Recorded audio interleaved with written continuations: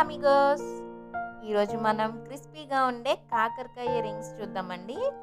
ఇందులో బేసన్ పౌడర్ కానీ ఏమీ యూజ్ చేయక్కర్లేదు. చాలా ఈజీ అండ్ క్విక్ రెసిపీ ఇది. ముందుగా కాకరకాయలను రింగ్స్ లాగా పల్చగా కట్ చేసుకుని గింజలు తీసేయండి. మీరు ఎంత సన్నగా కోయగలరో అంత సన్నగా కోసుకోండి. నాటు కాకరకాయలు అయితే టేస్ట్ బాగుంటాయండి హైబ్రిడ్ వాటికన్నా. అండ్ హెల్త్కి కూడా నాటుకాయలు అయితే ఇంకా మంచివి అన్నమాట. ఇప్పుడు ఒక ప్యాన్ తీసుకుని కాకరకాయ ముక్కలను నూనె లేకుండా డ్రై రోస్ట్ చేసుకోండి. దీనివల్ల కాకరకాయలో ఉన్న నీరు పోతుంది. నాన్ స్టిక్ ప్యానే అవసరం లేదండి, కొంచెం దలసరిగా ఉన్న మూకుడి ఏదైనా తీసుకోవచ్చు. అన్ని ముక్కలకి మంట తగిలేలాగా ఈవెన్గా పరుచుకోండి. ఇలా ఒక 5 మినిట్స్ వేగాక కాకరకాయలో నీరు అంతా పోతుందండి. మీరు అన్ని ముక్కలు ఒకేసారి వేసుకుని ఫ్రై చేసుకోవచ్చండి. నేను చిన్న ప్యాన్ తీసుకున్నాను, అందుకోసం 2 సార్లు ఫ్రై చేస్తున్నాను విడివిడిగా.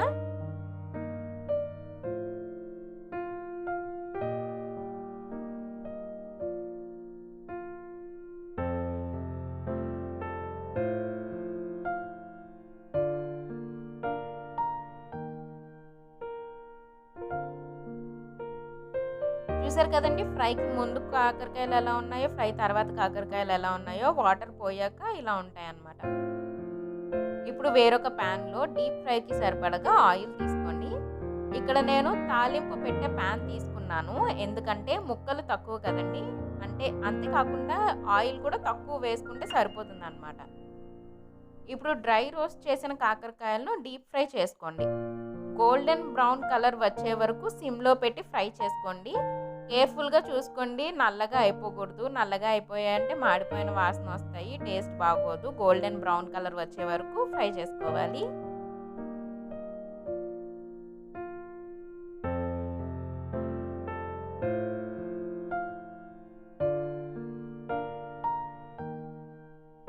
ఇదిగోండి, ఇలా గోల్డెన్ బ్రౌన్ కలర్ వచ్చాక ఆయిల్ డ్రైన్ చేసుకుని పక్కన పెట్టుకోండి.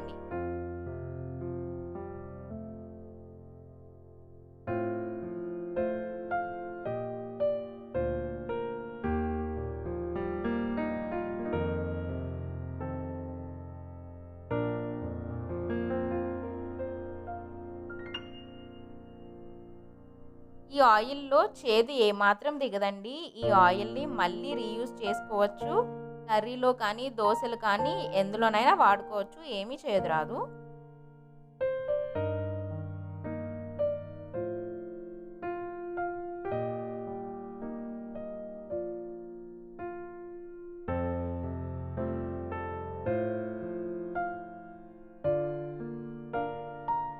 ఇప్పుడు మీ టేస్ట్కి తగినట్టుగా ఉప్పు, కారం వేసుకొని, అలాగే కొన్ని వేయించిన పల్లీలను కూడా వేసుకుంటే టేస్ట్ ఇంకా బాగుంటుందండి. పల్లీలు ఆప్షనల్ అండి, మీకు ఇష్టమైతే వేసుకోవచ్చు. వేడిగా ఉన్నప్పుడు మూత మాత్రం పెట్టకూడదండి, గుర్తుంచుకోండి, లేదంటే ఆవిరి పట్టి ముక్కలు మెత్తగా అయిపోవచ్చు. అంతే అండి, టేస్టీగా ఉండే క్రిస్పీ కాకరకాయ రింగ్స్ రెడీ అయిపోయాయి. ఈ రింగ్స్ చేదు అస్సలు ఉండవండి.